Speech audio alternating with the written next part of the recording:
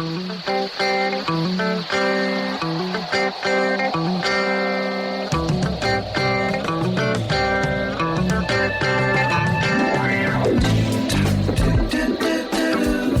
in a good place now. Relax, breathe, smile. You've entered into your element, the home of origin, the home of intelligence and beauty, where relevant topics are discussed, where what you think counts, and where superior is the norm. You are listening to Perspectives with Ashley Berges. I'm craving a little perspective. That's it. I'd like some fresh, clear, well-seasoned perspective. Can you suggest a good wine to go with that? With, what, sir? Perspective. Fresh out, I take it. I am, Very well. Since you're all out of perspective and no one else seems to have it in this bloody town, I'll make you a deal. You provide the food, I'll provide the perspective, which would go nicely. Welcome back live to Perspectives, and I'm your host, Ashley Berges. And on tonight's show, we're exploring energy found in both our environment and in objects, and how they can actually play a key role in your health and happiness. Later on in the hour, we'll be delving deep into limiting beliefs and how to get past your own set that you've created for yourself. You know, last week I was walking into a large chain coffee shop. I was meeting someone for the very first time, and we all know how meeting someone for the first time can be. You know, it's new. You've never met them before. You're always a little uneasy. You don't know what to really expect.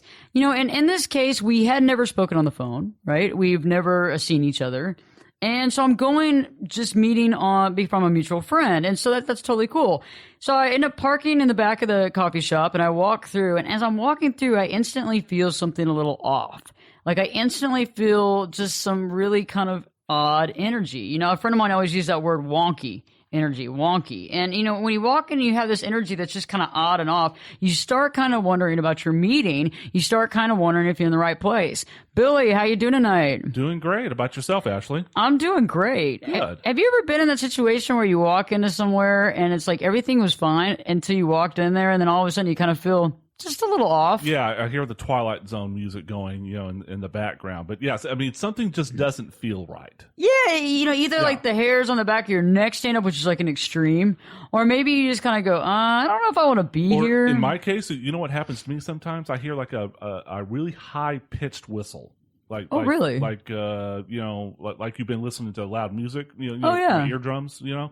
Sometimes I walk into a place and I hear this high pitch. I know exactly what you're talking about. You know, it's like my radar is on or something like that. It's probably saying, "Hey, Billy, get out of here! It's not your place to be. Go, run for your life!" Yeah, the fight or flight response. Yeah. It is, and I felt that before, where you just kind of feel like, And this kind of happened the other day when I was going to meet, you know, this new person for coffee that was talking about working with our show and getting involved, and I was thinking, okay, this is great, but when I walked in, I felt like a little off, but even more than that, I kind of started looking around. And after I found the person I'm meeting, I said, "Hey, how you doing?" And I said, "Why don't we go on and get some coffee?"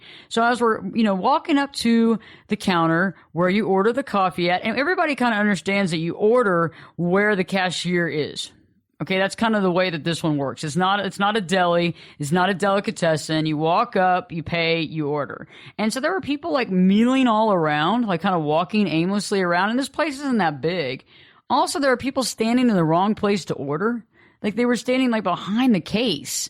And I mean, like way far away. The cashier couldn't even see them. Like behind the food case? Yeah, like behind the food case, like way away. And I was thinking, I said, "Are you waiting in line?" They're like, "Yes." And I was like, "Well, the line's probably over here."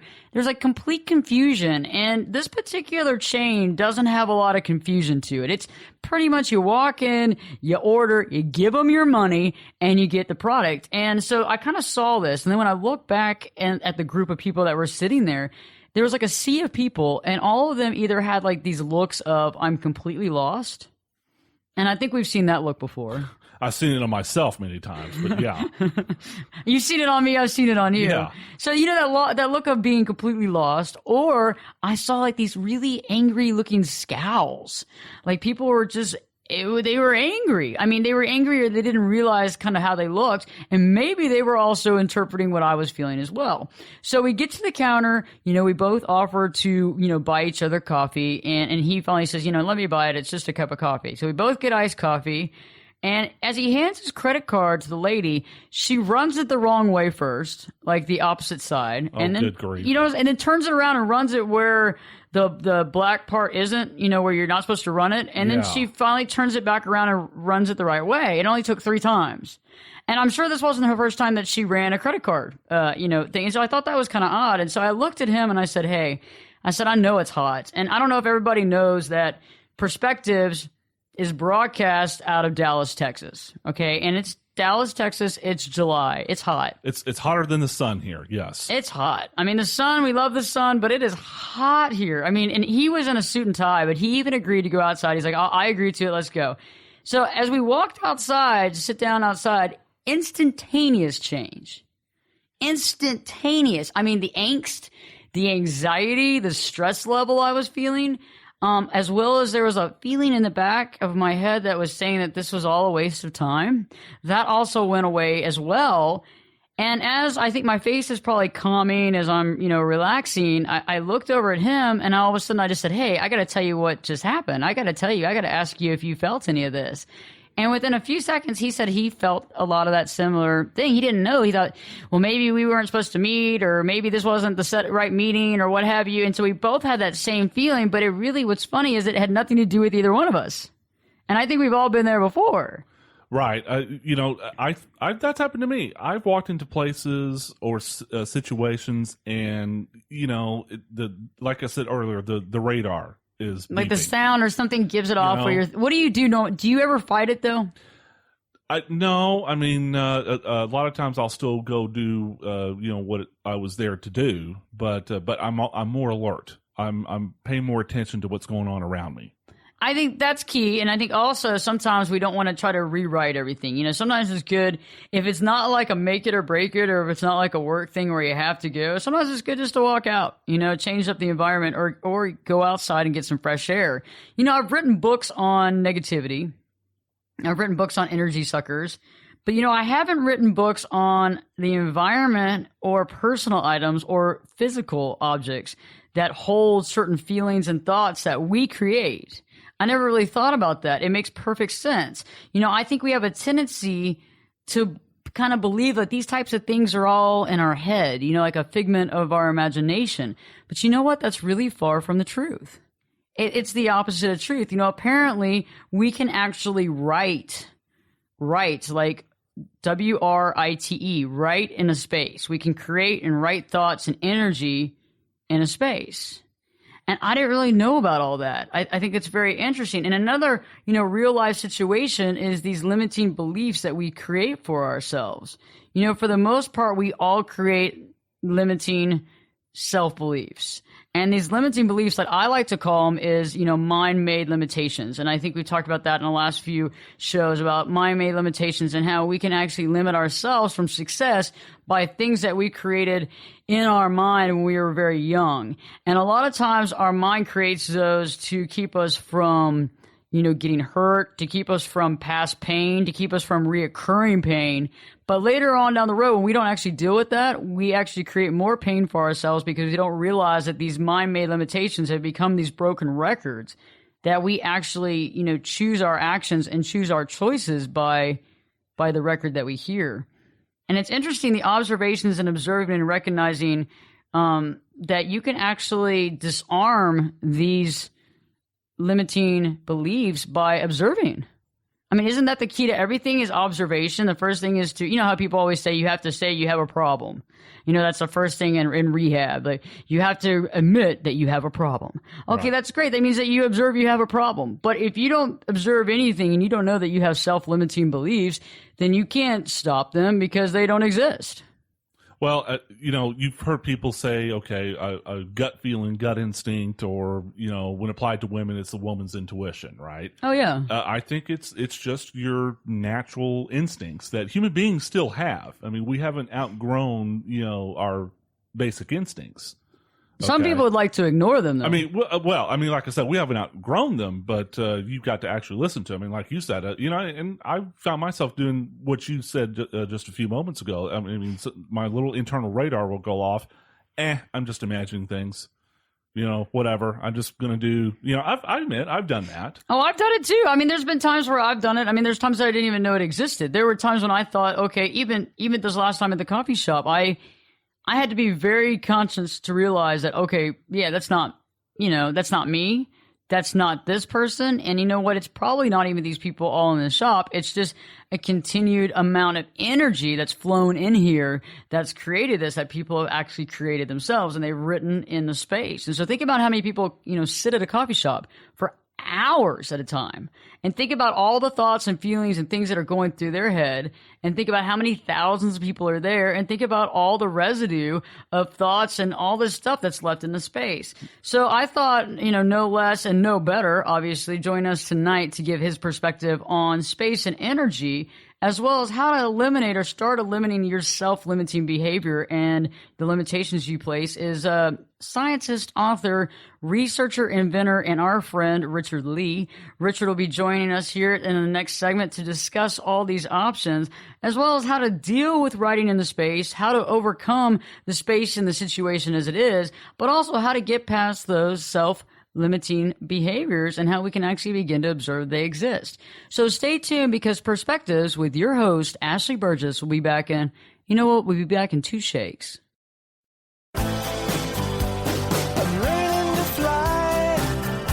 Turn it up and jump in the deep end on Perspectives with Ashley Berges. The water's warm and there's a swim-up bar. Glass of perspective, anyone?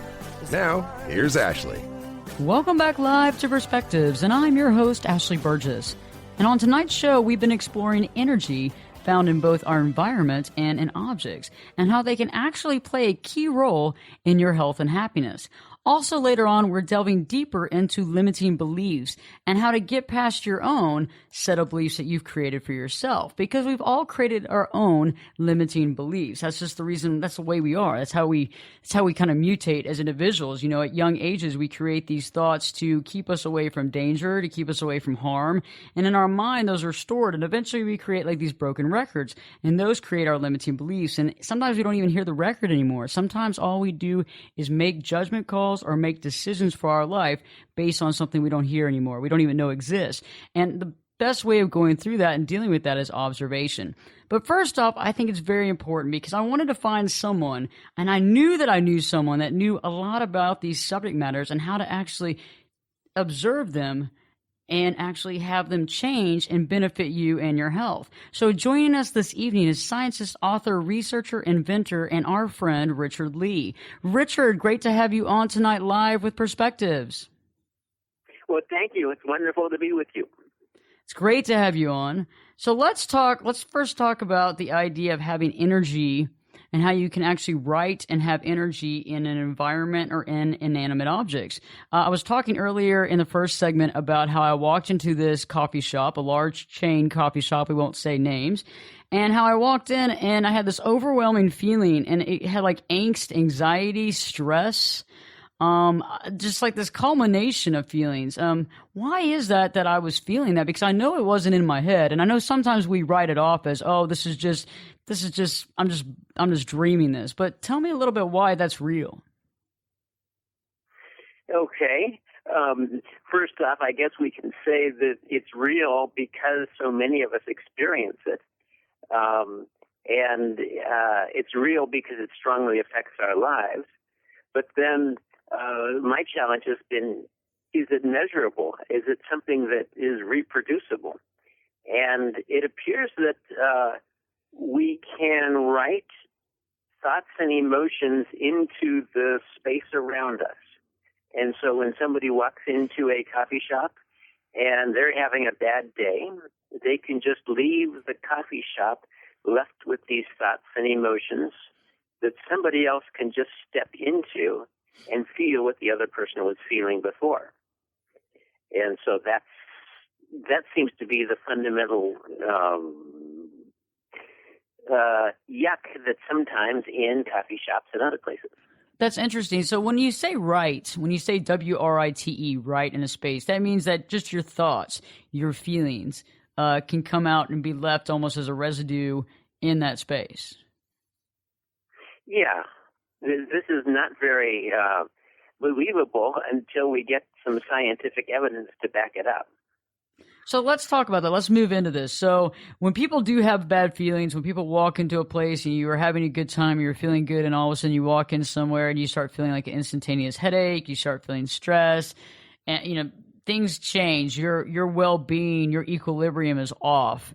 What do you tell people to do at that point? As far as, personally, should they walk outside? What should they do?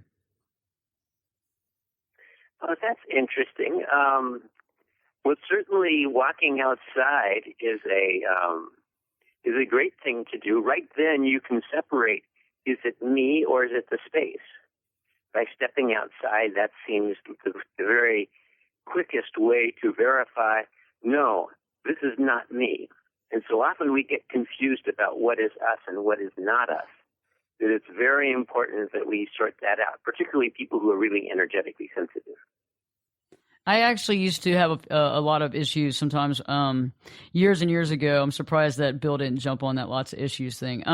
Years and years ago, I used to, when I walk into a room, way before I wrote my first book, I would walk into a room, and when I would feel like this negativity or this energy sucking that I've written about in my first and third book, I would think that there was something wrong physically with myself. Like I would think maybe I ate something bad, or, maybe it was within me. And it wasn't until I was able to understand that not everything is us. And I think a lot of times the human nature, it's hard for them and it's hard for us to see outside of our human body. It's hard to realize what is us and what ends from us and goes to the next place.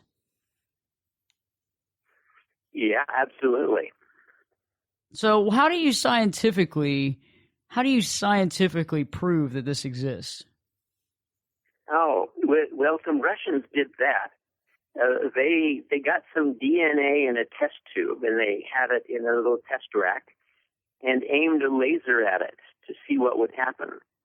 And the laser at first absorbed the light from the laser and started emitting its own signal considerably brighter as it absorbed the energy. And that was what they were predicting in the experiment. They turned off the laser, and the DNA continued to emit this sort of pattern of light that was identifiable to the DNA. And they thought, oh, this is cool. And then they finished up the experiment, and the guy pulled the test tube out, so there was nothing left there that the detection device was reading, and yet a signal continued, and the signal continued for another hour. And so basically there was nothing there but the space that the DNA had been in, and the space had essentially absorbed the energy. And even after you take away the DNA, the space was still broadcasting the signal that the DNA had left. Wow. So right there we see DNA able to program space. That is the truth right there. If you can have DNA program space, then you have it right there. If it's still producing the signal, that's amazing.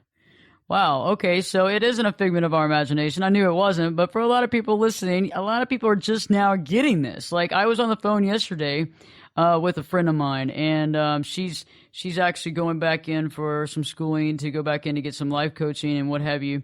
And she was telling me, we kind of talked about it, and I brought it up. She said, I can't even believe that. I never thought about it. She said she buys things at, garage sales or at pawn shops and what have you. And she said, I never even thought that an inanimate object could have stuff written in it, could have this emotion. Yeah, what is it? Psychometry. Psychometry is the study of the stuff that is left over in rings and jewelry and things that people wear all the time. Psychics will get a hold of these and be able to describe the experiences that the people who used to wear them had. It's quite amazing that it gets stored so deeply into material things. I remember my great-grandmother actually had a ring, and she gave it to me before she passed. And my great-grandmother had a rough life, to say the least. And I remember every time I wore that ring, even prior to her passing, something kind of bad happened to me. Something really weird would either happen or something would really bad happen. None of it was ever positive. I can't say, getting pulled over for speeding or getting in a wreck or any of that. So I can't really ever say that that's really positive. So it wasn't a very positive thing for me. And it wasn't until I actually took the ring off and realized there's something odd about this ring in myself. And there's something that's not gelling, because these things would kind of happen out of the middle of nowhere, or it would put me in kind of a funk. And maybe that funk that it put me in seemed to create these instances of unpleasantness. But I know that a lot of times people don't realize it, but you don't think about those kind of things. And I remember on a recent film, a Harry Potter film, one of the characters actually was able to, this is obviously a fiction show, but it was able to hide part of their soul in an inanimate object. And, obviously we're not going to that degree, but you can actually have some of your essence, some of your emotion locked into that item. It is spooky. It is pretty spooky. So tell me a little bit about what you created to change the situation in the environment, not necessarily inanimate objects, but in the room and the environmental type stages. Well, it can work with inanimate objects also, which is pretty interesting. But basically, it's a device that produces a ray in the mental substance that basically you aim it around a room, and it, like sage, like an electronic sage, it dissolves those thought forms that are there. It basically plays in that level of energy where the thoughts are stored. That's interesting. I actually have one of those devices. And what is it called? A scaling light. Scaling light. And could you define scaling light for us, just for people that are listening? Yeah, it's what I called it. And it basically is, as I described, a ray in the mental substance that we then modulate with LED light and other ways to put signals in it, such that it works on this stuff, and it works like a tape, a bulk tape demagnetizer. When you erase old recording tapes all at once, that's kind of what it does, except it works in the mental field. That's awesome. So when we return, Perspective is going to continue to discuss a little bit more about what we were discussing about having the energy and writing in the space, but also we're going to move on to delving into limiting beliefs, how we create them and how to begin observing them and how to begin getting rid of them. So stay tuned, because Richard Lee will continue to join us, and Perspectives with your host, me, Ashley Burgess, will be back in, we'll be back in 2 shakes.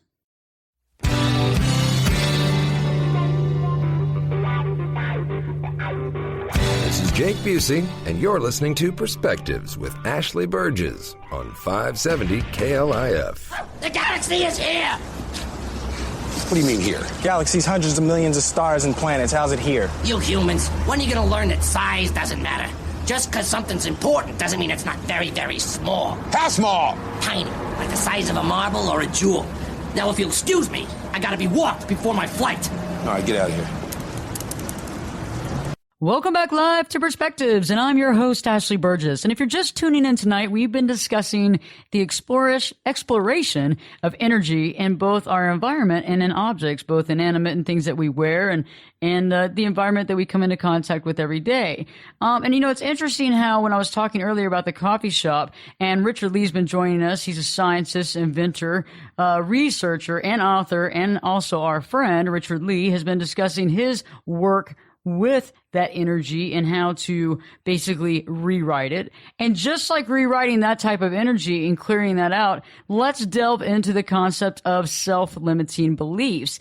And I know, Richard, you and I have had this discussion before, several times actually. We can talk for hours on end about self-limiting beliefs and how to begin to understand them. So I think you put it very clear last night when we were on the phone about how you have to be able to find out how to actually begin observing them.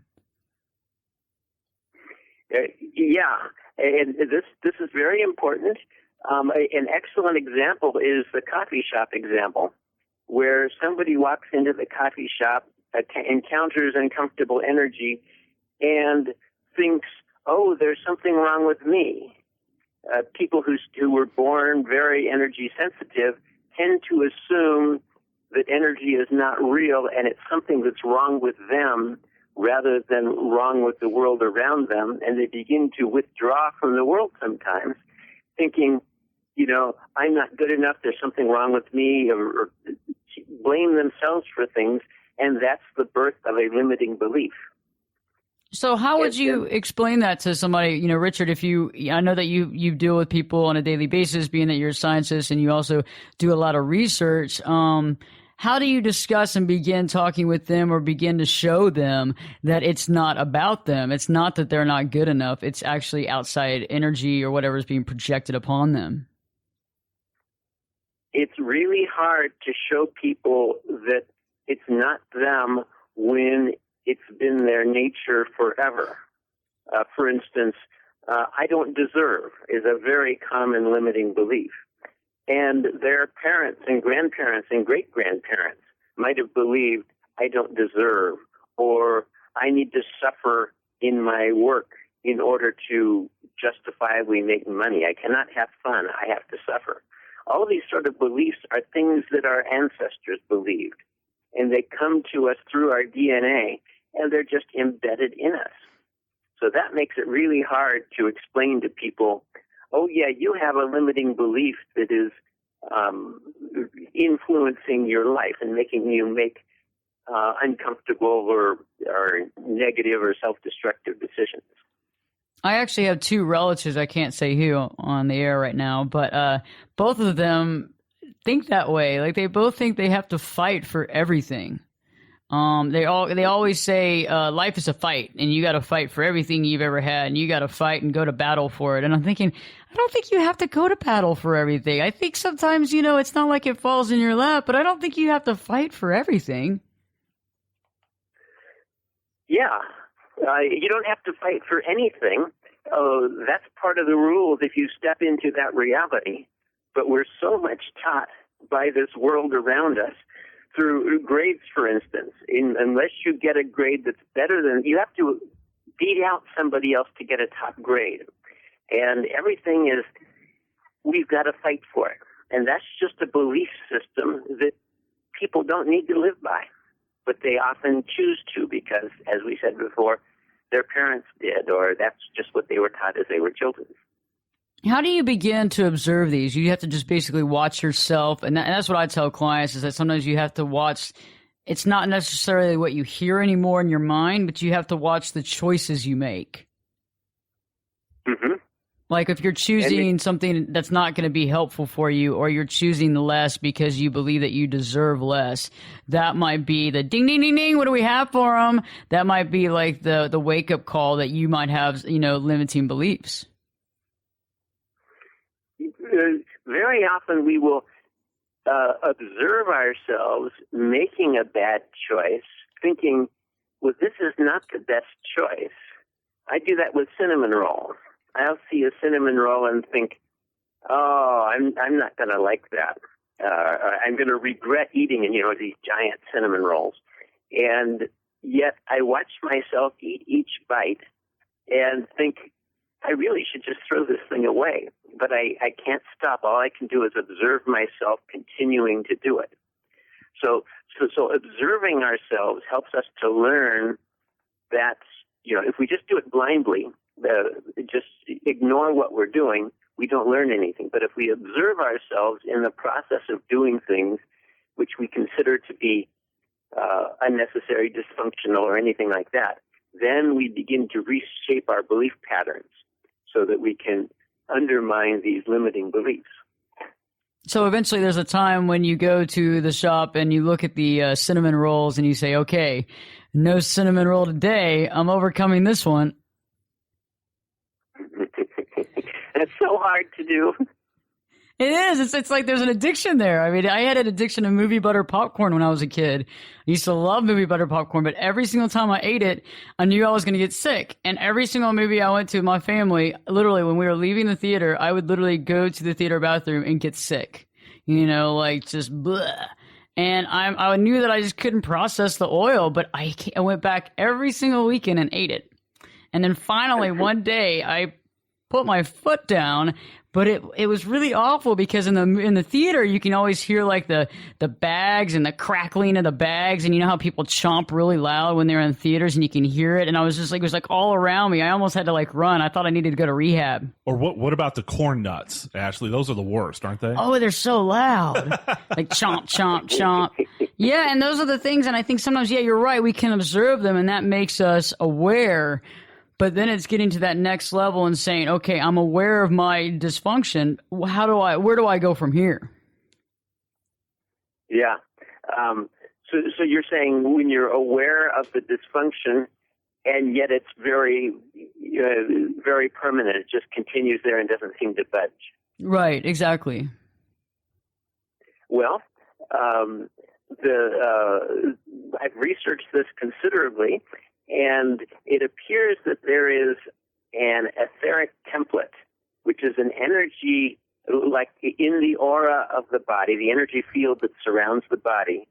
There's a layer that when you cut yourself or something, this layer is intelligent. It knows exactly where to put each cell as your body heals. And this layer also brings in all these limiting beliefs that we get from our ancestors. And it just is it's so precise about where everything is supposed to be, it doesn't easily lose our limiting beliefs. So I developed a device to soften those limiting beliefs so that we can more easily get in touch with them and release them.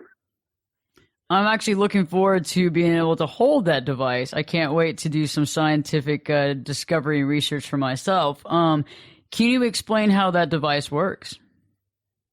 Okay. It's actually a combination of the scaling light technology, creating that mental ray, and producing magnetic fields within that ray. The magnetic level of the body is our emotional body. And emotions, of course, are those things that drive us forward, that put our body, our lives into motion. So when I reach for that cinnamon roll or you reach for that popcorn, it is that the emotions, this magnetic body that throws us into action. So we have an unpredictable signal that drives deep into the body through this ray from the scaling light, and it just basically softens up all those limiting beliefs so that we can let go of them much more easily.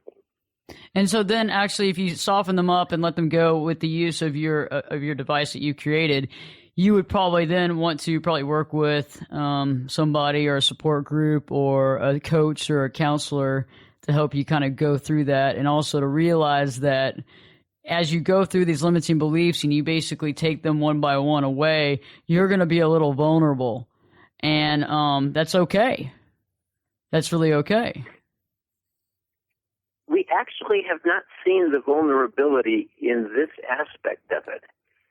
It's really like working with a coach to set down my objectives. What is it that I find dysfunctional or uncomfortable about my life, the way I'm living it, and then apply the infratonic S, that's the device, and then see over the next few weeks how our lives change, how we don't react the way we used to react to things. It's just like it all softens up. It's not like we have to struggle through things to get rid of them. It's like they're dissolved and our life just sort of evolves. So It's important to have objectives. We have to see where we were before and where we want to get to, because unless we have a benchmark, we don't even notice that our limiting beliefs are gone. We just think, oh, no jerks came into my life today, rather than I'm not responding to people in the way I used to. That's awesome. I've read your book, Opening to Abundance, Clearing Limitations to Grow in Love, Joy, and Bliss, and I really love that book. I've read it 3 times. It is so great. Thank you. And anybody that wants more information on Richard Lee, as well as we're going to do another show here in the next few weeks I have the scaling light, and so we're going to actually do some processing, and I'm going to take Billy Boy with me, and we're going to go to some coffee shops and do some testing with the scaling light, as well as the Infratonic S here, and actually work on our own self-limiting beliefs. Oh, that sounds like such joy, Ashley. Gee, I can't wait. Oh, I know. You're going to love it. You know, when it's all said and done, you're going to be like, it was awesome. Hey, Richard, we really appreciate you coming on Perspectives. Absolutely. It's my pleasure always to speak with you. Thank you. And I look forward to having you back on. We'll do some research and you and I will talk in the meantime. I'll plan on doing a lot of phone conversations and some phone conferencing. And also, I can't wait to have you back on and us talking about these results. Yes, I really look forward to hearing your results with this because it is fun. I'm looking forward to it. And so thank you so much, Richard Lee, for coming on. We look forward to having you come back on, and we'll have a great show. But thank you so much, and we learned a lot today. Thank you. Good night. And Perspectives with your host, Ashley Berges, will be back in 2 shakes. I can lift you up. I can show you what you want to see and take you where you want to be. Get in here and give us your perspective. We're listening. You're listening to Perspectives with Ashley Berges. Welcome back live to Perspectives, and I'm your host, Ashley Berges. And if you're just tuning in tonight, we've had an interesting discussion with Richard Lee, scientist, inventor, writer, author, and a researcher. And he was talking with us about the exploration of energy that we find in both our environment and in objects, as well as we were talking about limiting self-beliefs. The energy that we find in environments and objects are very interesting. And I didn't really know that they really resided in objects until recently. And I did know that when I walk into certain places, I think Bill and I both talked about that, when you walk into certain places and you get that kind of uneasy feeling. Yeah, or the arms on your, the hairs on your arm stand up. Yeah, exactly. Yeah. And that's extreme. I think that's like an extreme feeling. But yeah, like the headache, instantaneous headache, or, just the general malaise or anger or angst or stress. I mean, haven't you ever walked in somewhere and you were like at the top of your game, feeling great, looking great, going, man, I feel great today. And all of a sudden you walk in somewhere and you're like, all of a sudden your back hurts and you're stressed out? Well, for me, and we kind of talked about this during the break, but for me, if I'm in a group of people where there's stress going on, there's angst or anger or whatever, then I pick up on that pretty fast. Something's going on here, that type of thing. My little internal radar goes off. But I've never walked in just an empty room. Kind of like you and Richard were talking about, the energy coming out of inanimate objects. I never personally have felt that. Oh, okay. Well, we're going to have to do some research then. Well, yeah, because, you were talking about testing that, what do you call it, the scaling light? We're going to test that out. And I've actually tested it here, and I did some research with some clients, and it really has changed the people that I have tried it with. It's actually made them feel better, more at peace, more clear-headed. They were going through stressful situations in their life. I don't know. It's very interesting. I think that, from a coach and from a counselor perspective, I think you got to give things a try. And I think there's a lot more research we need to do, but I do think that he's onto something. I mean, the guy's a genius, and that's something that, he's just a genius. And you can tell just by the way he talks, he's a scientist. And I wanted to bring him on because he is a genuine scientist. He is someone that's done this in the field. He is someone that's researched this. And I think a lot of times we can understand from the negativity, from the energy suckers, like what you said, Bill, about by being around people that happen to have that attribute of being an energy sucker or somebody that's in a negative or bad mood. Yeah, we talked about that a couple of weeks ago. Yeah, we both agree that exists. That people there, which by the way, Ashley, for our listeners, I want to just clarify, we're not talking about ghosts and goblins and, the house is haunted and, we got to sit around a table, have a seance. No seance here. That's not what you're talking about. No. Yeah, exactly. I know that some of it can sound a little hoo-hoo, a little kind of out there. But yeah, anything can have energy. And I think a lot of times we miss the fact that every single thing we own has energy. Like, people don't realize that the carpet you have has energy, the walls, the wood that is the floor on the ground, the wood panels, the wood flooring, that has energy. We have energy. all animals, all plants, all life form, all non-form have energy. It takes energy to make energy. And I think a lot of times we don't realize that energy is real. And it might not be in our body, and it might not be attached to us, but it's still there. You know who you sound like right now? Who? Yoda. Oh, do I? Surrounds us, the Force does. Funny you are, Bill. Yeah, do I sound like Yoda? I'm kidding. No, I mean that description. You know, that's how nerdy I am. That description kind of sounds like the Force. You know, that's from good. The Star Wars movies. But no, I mean, I love that. That was great. That means I'm right on that. No, it's true though. Everything has energy, and everything has like this form. And I think that if we look at it from that perspective and realize that it might not look like us, it might be an object, but it was made with some sort of energy. And I think that's something we need to look at. I would like to try that inventronic S. I want to try that on the self-limiting behavior and limiting laws and beliefs, because I know we all have them. I have them. I know that you have them. I mean, I think I've worked a lot lately in the last 10 years to work on my self-limiting beliefs. However, I always knew that there was something that was holding me back, and I always observed how I would make bad choices.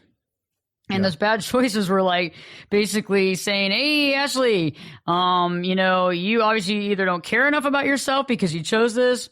You don't believe in yourself enough because you chose not to do this, because you think you might as well quit now because it's never going to work anyway. Right? Why waste your time if it's never going to work? Sure. Why do you even get out of bed in the morning? Nothing good's going to ever happen. I mean, put your bathrobe back on, and sit down and watch some TV and go get some Depends undergarments so you don't ever have to get up and ever have to leave the TV. I mean, honestly, sometimes I know our mind says crazy things like that, or sometimes we don't even hear that. We just make the choice instead of going to work one day, or instead of going to that job interview, or instead of going on that date, you say, I might as well not do it because it's not going to work anyway. I mean, and I know people like that who they're just so negative. I think I've told you this before. There's a person I used to work with when I was in the insurance industry. She had an excuse for the reason why she has excuses. Oh yeah, and that kind of person just sucks the life out of the room. It does, because they have an excuse for sucking the life out of the room too, because exactly. They didn't do it. It wasn't their fault. Someone else did it. It was always somebody else because they didn't do anything, because it's not their problem, and they don't know why. Yeah, it's like the whole world's against them, and why should she even try? Because why should she even try to sell that policy? Because she already knows that even if she does, she's going to get in trouble. Or she's going to be marked down for not saying the right thing or whatever. It's like I dreaded the days I had to work with her. I think we've all dealt with people like that. And that's why, my first and third book, I talk about energy suckers and negativity, and those people can just suck the life out of you. And just like that, you have to understand kind of where your energy's going. And when you're surrounded by people like that, you really have to ask yourself, one, why? Two, does that show anything about me? Is that mirroring me in any way? And three, if it's not, I need to make a move. I need to go. And either way, I need to realize that, positive works. And I think I'm interested because I'm always one of those people, I want to see how something works. And I think when you and we're not the Ghostbusters. We're actually doing, actual research. We're not going to go kill the Marshmallow Man. No. Well, maybe we will do that too. I want to have cool costumes though. But I think if we go check out the Scaling Light and we go check that out, and I think we need to go to that very crowded large chain coffee shop. We'll go there together. We'll test it out, as well as let's try out the Inventronic, and let's find out, and we'll try it on Bill. And we should do it on the air. I think that would be good. We'll do it on the air and we'll see what happens, and we'll come up with something. But we'll see how it goes. It was a great night with you. Well, thanks. Great night with you, and great interview with Richard. That was really good. Yeah, it was very interesting. It's something that I know most people listening tonight probably haven't heard of. And, we're just opening the mind to some thoughts and ideas and some truth. So stay tuned. Next week, we got a great show for you. And in the meantime, guess what? Perspectives with your host, me, Ashley Berges, will be back. And, we'll be back in 3 shakes.